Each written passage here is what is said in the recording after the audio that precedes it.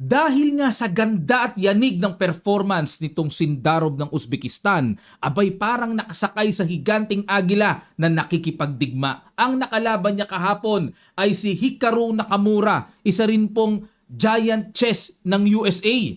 Dadalawang sunodin ba niya ang USA players dito?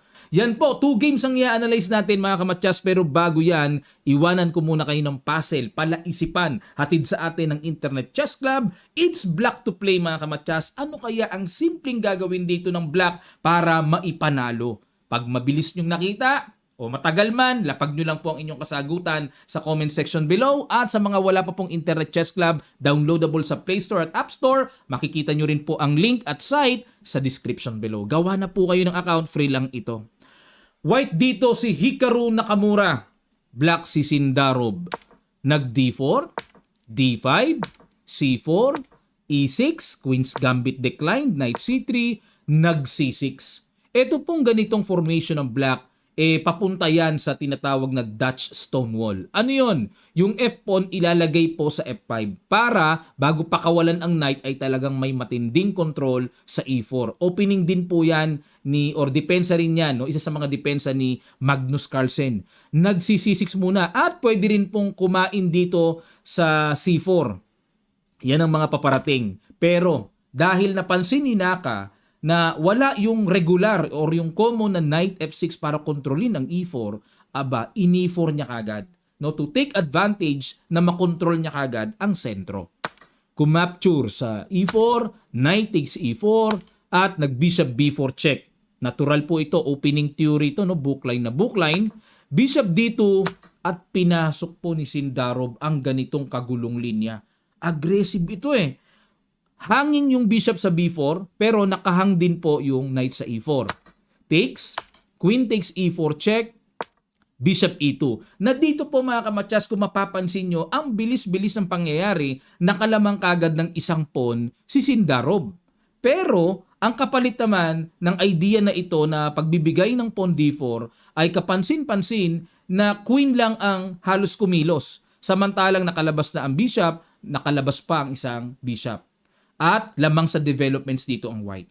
At dito po may ino-offer na naman, no, kung tutuusin, yung libreng pawn sa G2. Pero hindi na pinansin. Nag-knight A6 muna para atakihin. Nag-bishop D6. Okay, nilagay sa taas. At inaccept pa rin ni Sindarov na parang gutom na gutom, nanginginain. Bishop F3, obligado po yan kasi kakainin uli yung tore. May impacho na yan. Nag-queen G5. At nag-knight E2. Ayan, grabe. Ilang pieces na nakadevelop. 1, 2, 3. Pero ang lamang na po ng black ay 2 pawns na. Kakatakot din ang position dito ni Naka. Totoo lang, no? Knight E7. Siyempre, kailangan bumawi. At magkakasling na. Nag-knight G3. Para, may nakikita po ako ditong H4 o kaya knight E4 para atakihin ang queen. Nag-castling na. At nag-H4. Ayun. At yan po ang lumalabas na novelty sa position na ito dahil ang old line, ayon po sa chess base or sa chess.com database ay may tumira ng knight E4. Noong taong 2024 lang, nauwi po sa tabla ang laban. Okay. Pero dito H4, ayun, dyan kumabyos mga kamatyas. Hindi po nagustuhan ng computer engine ang tira na yan. Pero sandali lang mga kamatyas, ano bang tira ng computer? Gusto ng computer yung old line, knight E4. Yan ang gusto. Okay, H4, takbo, queen A5 check. Siyempre kailangan kumuha ng tempo kasi nakabitin yung knight dun B4, kailangan sanggahin din. Teka muna, obligadong sanggahin ano? Knight takes B4. Grabe katapang. Tapang Ang gulo, ang daming bitin-bitin.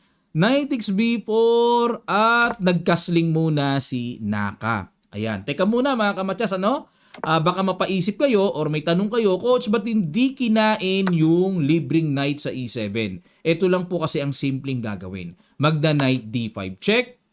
Ayun. At makukuha din naman ang bishop. Halimbawa, maging F1, bawi lang din naman pero nananatili pa ring lamang ng 2 pawns dito ang 2 pawns ba?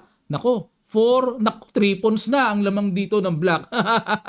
Nako po, nakakatakot yan mga kamatyas. Kaya hindi maaaring mangyari yan. Masyadong napakarami na galanting-galanting na puti pagka ganyan. Kaya kinaslingan lang muna at ibitin muna yung knight sa e7.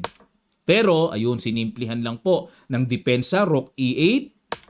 Nag-queen to d2. Ayun na, kinuntirya na yung knight sa b4. Obligado. Force move na naman yung c5 para iligtas yung isang pyesa. At nag-rook d1. Ayan, dito pinoporma talaga ni Naka yung mga pyesa niya sa superb developments talaga. No, kasi yun na lang habol dito ng white mga kamatyas. Hindi pwedeng magpa-delay-delay pa. Nag-knight f5. Another accurate move by Sindarov.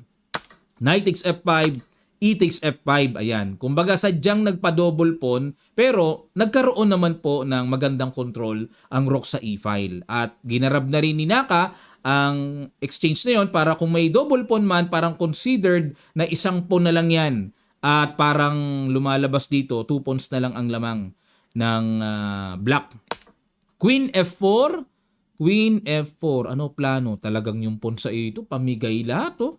Queen f4. Hindi ko mabasa kung ano plano dito ni Naka, no? Knight c6. Atras muna. Lalim. Knight c... okay. Gets ko na. Ayan. Sinasabi ko naman pagkaabot ng aking pang-intindi, mga kamatyas, ano? Itong knight c6, para makadevelop yung light square bishop para matakpan ang threat doon. Kasi gustuhin mang i-develop ang light square bishop, hindi po pwede kasi may bitin pa doon. At kung kayo nagtatanong, Coach, ba't ayaw pang kainin yung isa pang libreng pawn? Meron po kasing, magbibishop. Kala ko bishop takes lang dito. Kasi ba't hindi kainin to? Pag kinain to, may knight c6. Kung ako puti, kakainin ko talaga yan. Makabawi-bawi man lang, ano?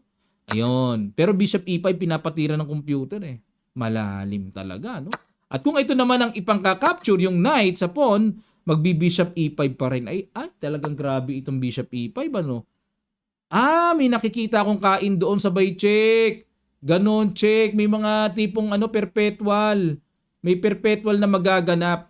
Kumbaga dito, hahabulin na lang ng puti ng tabla, no? Parang ganon. Okay, balik tayo mga kamatyas. At least nasilip po natin. Yan. Rook e8, queen d2, c5, rook d1. Ayun, knight f5 exchange. And the queen f4. Nag-knight c6 para maka-develop na yung bishop. King h1. Ayun. Ang plano po dito ni Naka, obvious na obvious, yung tore ilalagay po sa g-file para ipang-atake dyan sa king ni Sindarov. Pero hindi po nagustuhan na naman ng computer ang tira na yan. Ang gusto ng computer ay kainin na yon, kain, tapos queen g3. Tapos bishop e5 na naman para yun ang target. Okay, yun pala yung mga on point na dapat gawin dito, no? Pero balik tayo mga kamatyas, after knight c6, king h1 ang ginawa. Yun din pala ang purpose ng knight c6 para maiposte yung knight sa d4. Nag-rook g1. Nako, ito na. Nako, yan na. g6. Gustong-gusto ng computer ang tira ni Sindarov, ano? Grabing tira yan. G6. Okay, para walang mang sacrifice kasi may nangangamoy sacrifice pagka ganyan, eh. Imagine niyo, may mga sacrifice yan. Sabay papasok ng check. Nako, gulo-gulo yan. G6 at nag-bishop to d5. Nako, nandyan na po ang mga espada ni Naka. Nakaporma na. Nag-bishop e6 si Sindarov para pigilan ang malakas na puwersa. Ayun, dahil nabitawan nga yung pawn sa b7, nag-give up din, bumigay din pala. At nag-knight e2. Ayun. Double. Sinabayan ni Sindarov kahit na nakahang pa yung tore niya. Queen d2. Hinamon ng queen to queen. Kinain. Takes. Yun nga lang po. Sabay pin, para di alpas muna yung bishop. Pero dito mga kamatyas, para di makain din tong pawn sa c5. So dito ay opposite colored bishop. Pero 2 pawns up pa rin, eh. Bishop f4, hinamon ng rook to rook. Inaccept naman po ni Sindarov. Pinasok na talaga ang endgame ng opposite colored bishop. Bishop e3 takes. And syempre kailangang iligtas po yung pawn sa a7. Okay. So dito, yan ang mabigat mga kamatyas. Lumalabas 3 pawns up dito si Sindarov. Yun na naman mga kamatsas. Ito na naman ang decisive winning position na naman nasa kamay ni Sindarov. Grabe ka buenas talaga itong batang ito, no? Laging winning. F4, ayan, pinuwesto ni Naka ang kanyang mga pawns sa dark squares dahil para hindi tamaan ng light square na pana. Nag F6 muna at para i-ready na ma-activate ang king, yung dadaanan ng king, at nag king F2, king F7, bishop A3, okay, para may target doon, ayun no. King E6, bishop F8, A4, nag king E3, king F7, takbo uli, nag H6, ayan. Ang gusto po dito ni Sindarov ay makapag-produce din siya ng paspo na tatawid. Kailangan mayroong paspong iintindihin eh. Maaring sa G file lumabas or sa H file. Kailangan may iintindihin yung king. Tapos kapag hindi na makaalis yung king, saka lalapit yung black king para naman tulungan na maipush-push, maipromote ang pawn. Nag king F2, G5 na. Ayan na, mayaman sa pawn eh. Nag king G3. Siyempre, kung kakainin po ito, mga kamatsas, pakita ko lang po sa inyo. Kain. Ay, grabe na. Grabe na yan. 2 pawns na yan ay wala talagang totally deads na deads dyan ang mangyayari sa puti. Nag-king G3 dinipensahan ng H4 at F4. Pero dito po, mga kamatsas, ay na-realize dito, simple na lang talaga ang mga bagay-bagay. Ang ginawa po ay nag-bishop D5 na lang, ano? Bishop A3, at dito, simple na lang po, bishop E4, bishop C1, ayun, hinain na yung pawn sa H4 at naparesign ang isa pang higanti sa chess ng USA, mga kamatsas. Pinag-untog sila ni Fabiano Caruana, grabe. 2 top 10 players, no, taga USA. Grabe, nag-iisang Sindarov, no? 2 silang pinag-umpog na ganun. Grabe ka, Sindarov, matindi ka talaga. Lodi! At pasubscribe po ang channel na ito, mga kamatsas, sa mga di pa po nakakapag-subscribe. Lambing lang po. Alright, dako na tayo ngayon. White dito si Fabiano Caruana nag E4. E5 si Matyas. Knight F3. Knight F6. Yan po yung tinatawag na Petrov defense. Knight takes E5. Pinasok ni Fabi ang main line. Knight C4, ayan ang medyo nauuso ngayon na linya, mga kamatsas. Kasi po, ang regular dito, yung common, yung Knight F3 bumabalik lang. Okay, pero itong Knight C4, Knight takes E4, binabawi talaga ng black yan. Knight C3, ayun, inoferan pa ng development, exchange, kinakapture na po talaga yan para makatipid sa tempo. Kasi kung aatras pa ang Knight, another move na naman ang gagawin ng puti, lalamang ng tempo. Okay, or timing sa development, kaya kinakapture na yan. D ang pinangka-capture para makatempo naman kaagad ng mabilis na paglabas ng dark square bishop. D5, ayan, inatake muna. Ang knight umatras at sinuportahan naman. Siyempre, kakainin yan eh. At nag-bishop D2. Teka muna. Ito pong bishop D2, novelty. Oo, hindi ako familiar dito eh. Ang common po dito ay bishop D3, Queen D4, F4, yan na po ang mga naganap. Pero itong bishop D2, new move by Caruana.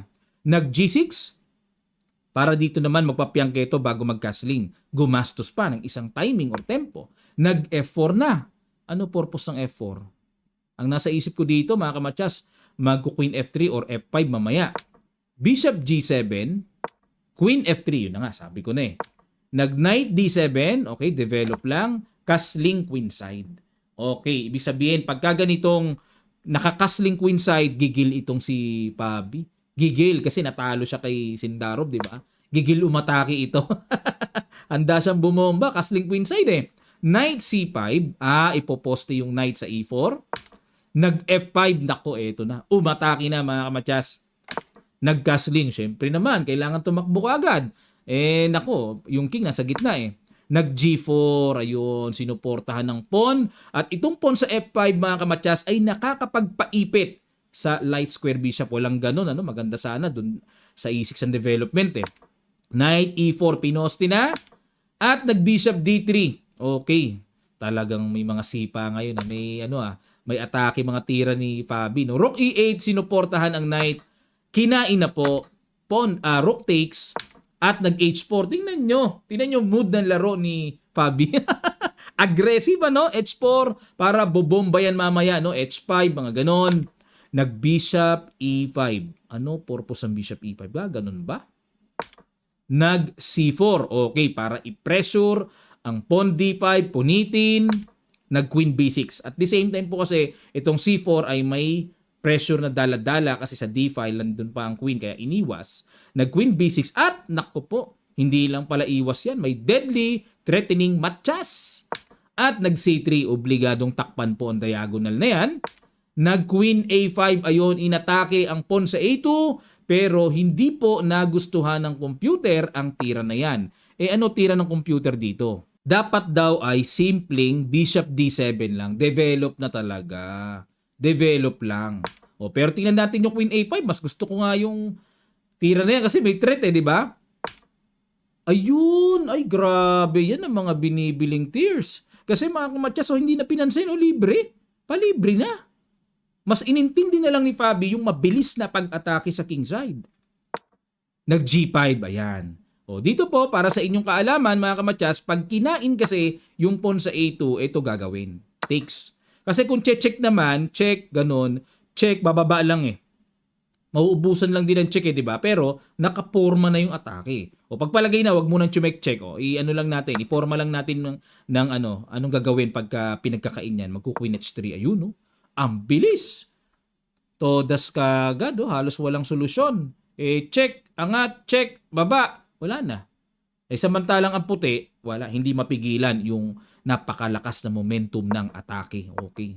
So, ganun ang mangyayari. No? Kaya, ginawa ni Blue Boom, kinulose niya muna para hindi makapasok ang white ng ganung kalakas na atake. Kinapture na po ang pawn sa d5. Ayan, medyo kumabyos dito si Fabi. No? Medyo sumablay. Dapat daw pawn tira. Ay, grabe. Ayan, matututo tayo. No? Ito yung mga accurate na banat na maganda. Boom! Knight takes d5 sacrifice. Obligadong intindihin yan. Di pwedeng hindi. Nakabitin ng tore. Pag kinain yung knight, ay grabe, may ganun lang. Ano? Grabe, tumaganda, tumalalim. Sabay, parang wala lang Ano yun? Para kainin yun. Kasi pag kinain to, may kain doon. Halimbawa, kainin ito. May rook takes d5, At halimbawa, ay nako, diretso na pala, may check pala doon, may bishop. Wala na. Dyan pa lang, pangita na mga kamatsas, ang matinding kalamangan ng white. Okay, balik po tayo. After g5, kaso ang ginawa dito ni Fabi, di niya napansin yon. Pawn ang pinangkain niya sa d5, nag-rook f4 naman si Matchas. Dito po, sa ganitong situation, magulo na kasi, no? Dito nasusubok na yung hangganan nila Nagbababad move na si Matchas, no? Ito pala pang kontra sa kanyang style yung mga ganitong magugulo. Dapat daw ang accurate ay Queen A4. Yan, Queen A4 saka Rook A4. Yun ang mga tiers, no? Pero nag-Rook F4 at nag-Queen A2 iwas lang kinain at nag-King B1. Ayun, para may depensa na yung pawn A2, nag-Rook A4. Ayan na. Kumbaga, siya naman ngayon daw ang aatake. Ay grabe. Ito mga kamatsas, sige po, pag-guess ko sa inyo. Ang ganda ng ginawa dito ni Fabi. Ang galing. Principle of the best defense is to counter-attack. Hindi ko mong may inatake sa atin laging, depensa, takbo. Hindi. Ano po kaya yon? Sige, pakiguess nyo sa ilang sandali lang, tutuloy kagad natin. Start.